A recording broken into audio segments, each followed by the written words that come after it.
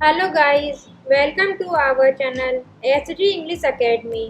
So guys आज से हम टेंस की क्लास स्टार्ट करेंगे। टेंस को हिंदी में काल कहते हैं। अगर आप इंग्लिश सीख रहे हैं गाइज तो आपको टेंस सीखने बहुत ज़्यादा जरूरी है, क्योंकि बिना टेंस के हम ना तो किसी वाक्य को समझ सकते हैं, ना ही उसे लिख सकते हैं और ना ही सही तरीके से बोल सकते हैं। इसलिए हमें टेंस की नॉलेज होना बहुत जरूरी है। टेंस 3 प्रकार के होते हैं, यानी कि टेंस की 3 कैटेगरी होती हैं, प्रेजेंट टेंस, पास्ट टेंस और फ्यूचर टेंस। और गाइस इन तीनों कैटेगरीज की 4 सब कैटेगरीज होती हैं।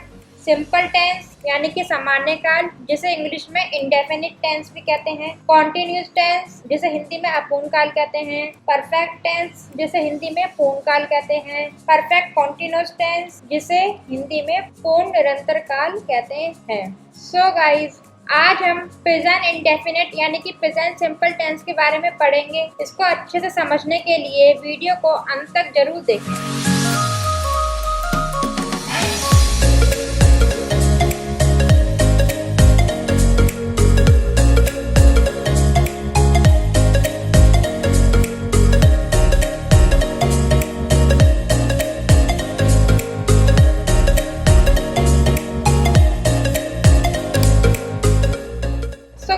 हम प्रेजेंट इंडेफिनिट के सेंटेंसेस की पहचान कैसे करेंगे? जिन वाक्यों के अंत में ता है, ते है, ती है आता है, वे वाक्य प्रेजेंट इंडेफिनिट टेंस के होते हैं। जैसे कि राम पढ़ता है, मोहन गाता है, रोहन खेलता है। गाइस जिन वाक्यों के अंत में ता है, ते है, ती है, जैसे खाता है, आता है, जाता है, जाती है, जाते हैं, खेलते हैं, खाते हैं, रोते हैं होगा, वे वाक्य प्रेजेंट इंडेफिनिट टेंस के होंगे।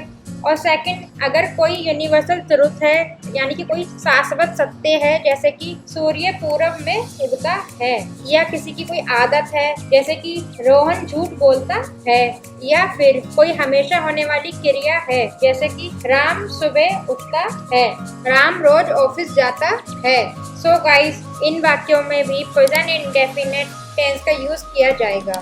ये वाक्य भी गाइस प्रेजेंट इंडेफिनिट टेंस यानी कि सामान्य काल के कहलाते हैं। चलिए गाइस सबसे पहले लेते हैं प्रेजेंट इंडेफिनिट के अफर्मेटिव सेंटेंसेस को।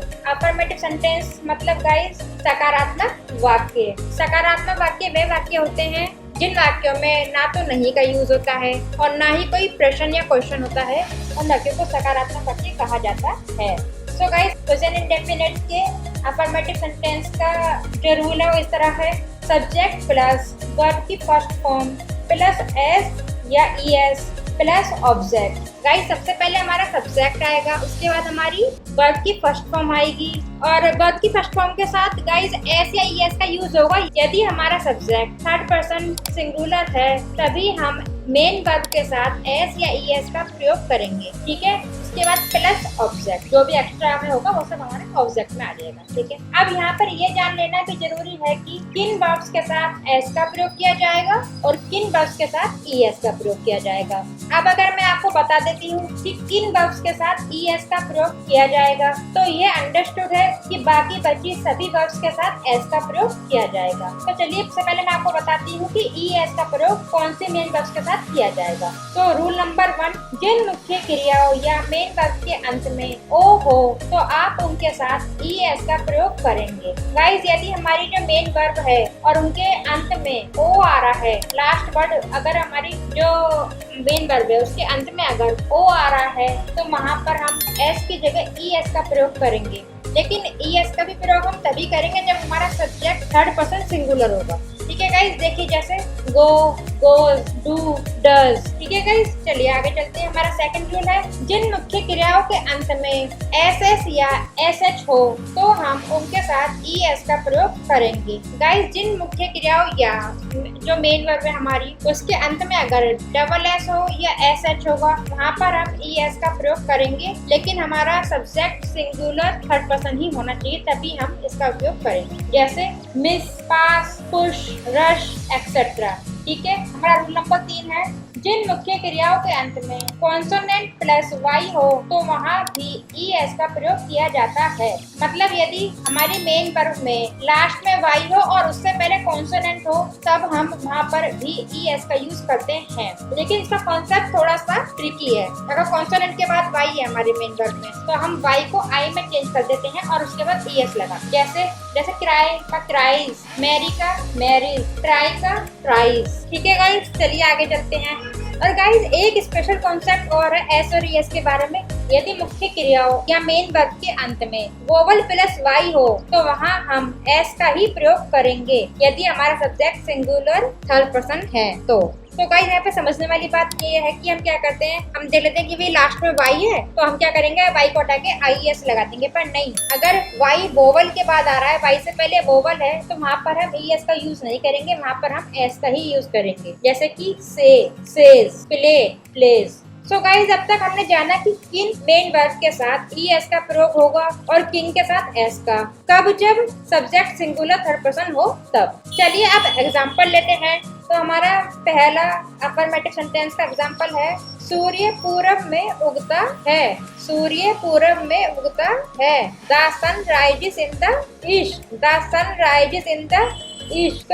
सो गाइस देखिए यहाँ पे हमारा सब्जेक्ट जो है सन, सूर्य है, यानी कि द सन। सो ये हमारा सिंगुलर थर्ड पर्सन हो गया सब्जेक्ट। ठीक है, तो यहाँ पर हमें मेन वर्ब में एस या ES लगाना पड़ेगा। ठीक है, अब देखिए हमारी मेन वर्ब क्या है, उगता, उगना, उगने को क्या कहते हैं, राइज। सो हम अपनी मेन वर्ब में एस लगाएंगे क्योंकि हमारा सिंगुलर थर्ड पर्सन है। तो हमारा क्या बना, the sun rises in the east. Second example, वह जाता है। वह जाता है, ही गोज। सो गाइस देखिए यहाँ पे हमारा सब्जेक्ट क्या है, वह यानी वह को इंग्लिश में क्या कहेंगे, ही। और ये हमारा सिंगुलर थर्ड पर्सन है। और हमारे जाने की वर्ब, मेन वर्ब क्या होगी, गो। तो यहाँ पे गो में मैंने आपको बताया अभी रूल नंबर 1 कि अगर मेन वर्ब के अंत में ओ हो और हमारा सब्जेक्ट सिंगुलर थर्ड पर्सन होता है तो हम वहाँ पर ES का यूज करते हैं। तो क्या बना, ही गोज। चलिए आगे चलते हैं। वे झूठ बोलते हैं। वे झूठ बोलते हैं। दे लाई। दे लाई। तो देखिए गाइस यहाँ पे हमारा जो सब्जेक्ट क्या है, वे, यानी कि उसे इंग्लिश में हम क्या कहते हैं, दे। दे हो गया हमारा प्लूरल सब्जेक्ट। और हमारी मेन वर्ब क्या है, लाई, यानी कि झूठ बोलना। गाइस यहाँ पे हम इस बोलने के लिए स्पीक या टॉक का यूज नहीं करेंगे क्योंकि लाई का मतलब झूठ बोलना होता है। तो हमारा सेंटेंस बनेगा दे लाई। यहाँ पे एस या ES का यूज नहीं किया जाएगा क्योंकि हमारा जो सेंटेंस है वो प्लूरल है। ठीक है ना, चलिए आगे चलते हैं। मुझे लगता है। मुझे लगता है, I think. I think. So guys यहाँ पे हमारा सब्जेक्ट क्या हुआ, आई। आई हमारा क्या होगा, सिंगुलर फर्स्ट पर्सन। तो इसके साथ हमारा मेन वर्ब में ऐसे ES नहीं लगेगा। लगता है का यानी मेन वर्ब क्या हुई, थिंक। I think. मैं स्कूल जाता हूँ। मैं स्कूल जाता हूँ। आई गो टू स्कूल।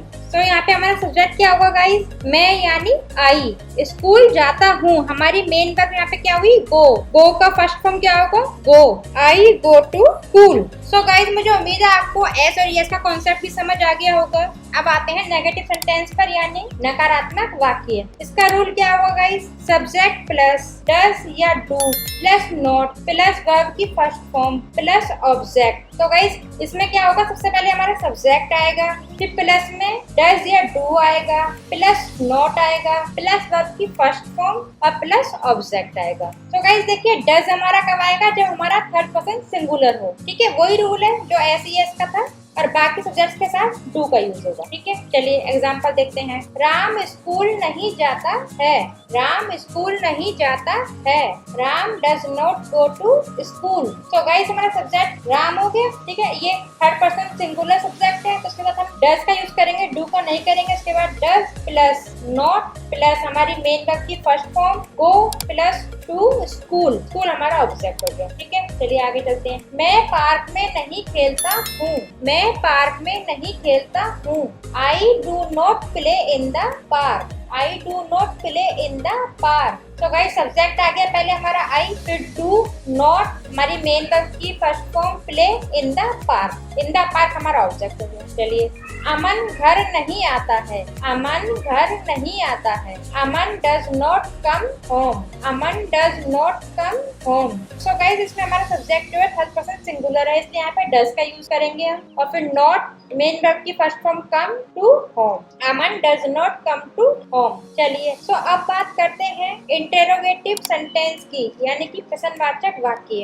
तो गाइस प्रश्नवाचक वाक्य इंग्लिश में दो प्रकार से शुरू होते हैं, एक सहायक क्रिया से यानी कि हेल्पिंग वर्ब जैसे do, does, can, is, was etcetera, और सेकंड प्रश्नवाचक शब्द यानी कि WH फैमिली जैसे why, who, what, when, where etcetera. So guys जिन प्रश्नवाचक वाक्यों के प्रारंभ में या अंत में क्या ये शब्द आता है तो उनकी इंग्लिश में शुरुआत हेल्पिंग वर्ब यानी सहायक क्रिया से की जाती है, जैसे क्या आप आओगे, वह खेलेगा क्या। और जिन प्रश्नवाचक वाक्यों के शुरू में या अंत में क्या शब्द नहीं होता तो वह प्रश्नवाचक वाक्य इंग्लिश में प्रश्नवाचक शब्द से शुरू होते हैं, जैसे तुम कब आओगे, तुम्हें क्या पसंद है। तो चलिए गाइस हम इंटेरोगेटिव सेंटेंस का रूल देख लेते हैं। WH फैमिली प्लस डज या do plus subject plus not plus verb की फर्स्ट फॉर्म प्लस ऑब्जर्व। तो गाइस मैंने आपको बता ही दिया है कि जहाँ कहाँ पर क्वेश्चन WH फैमिली से स्टार्ट होगा या कहाँ पर हेल्पिंग वर्ब से स्टार्ट होगा, उसके बाद प्लस सब्जेक्ट, फिर प्लस नॉट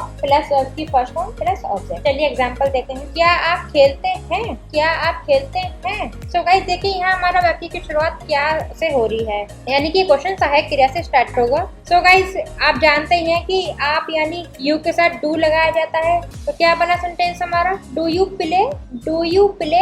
नेक्स्ट, आप क्या खेलते हैं, आप क्या खेलते हैं। गाइस अब इसमें हमारा जो क्या है वो बीच में आ रहा है, ना शुरू में आ रहा है ना अंत में आ रहा है, तो यहाँ पर हम WH फैमिली का यूज करेंगे। क्या को इंग्लिश में क्या कहते हैं, व्हाट, ठीक है। उसके बाद हमारी हेल्पिंग वर्ब क्या आएगी, यू के साथ डू लगाते हैं, ठीक है, डू, फिर हमारी सब्जेक्ट आएगा यू, उसके बाद हमारी वर्ब की first form play, what do you play, what do you play. Next, क्या राम स्कूल नहीं जाता है, क्या राम स्कूल नहीं जाता है। गाइस देखिए यहाँ पे भी हमारा क्या जो है वाक्य की स्टार्टिंग में आ रहा है, तो यानी कि ये हेल्पिंग वर्ब से बनेगा। इस सेंटेंस में हेल्पिंग वर्ब सबसे पहले आएगी, WH फैमिली का यूज नहीं होगा, ये क्वेश्चन हेल्पिंग वर्ब से स्टार्ट होगा। तो यहाँ पे नाम दिया गया यानी कि ये सिंगुलर थर्ड पर्सन है, इसलिए यहाँ पे हम डज का यूज करेंगे। Does plus subject Ram plus not क्योंकि नेगेटिव सेंटेंस है, plus go to school, does Ram not go to school.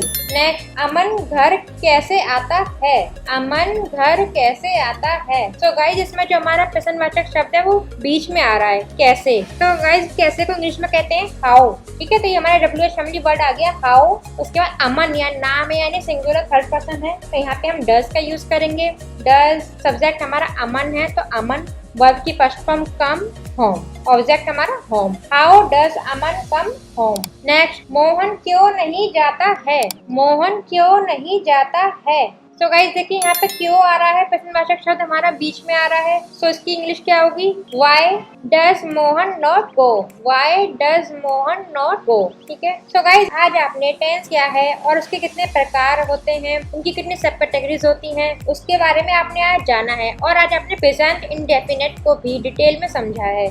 मैं जानती हूँ गाइस कि एक ही बार में सब चीजें क्लियर नहीं होती हैं, लेकिन ये बहुत ही एक बेसिक कॉन्सेप्ट है। आई एम श्योर कि अगर आप इस वीडियो को 3 से 4 बार देखेंगे और प्रैक्टिस करेंगे तो आपका कॉन्सेप्ट बिल्कुल क्लियर हो जाएगा। नेक्स्ट वीडियो में हम प्रेजेंट कंटिन्यूस के बारे में पढ़ेंगे, तो फिर मिलेंगे गाइस नई वीडियो के साथ। Bye, take care.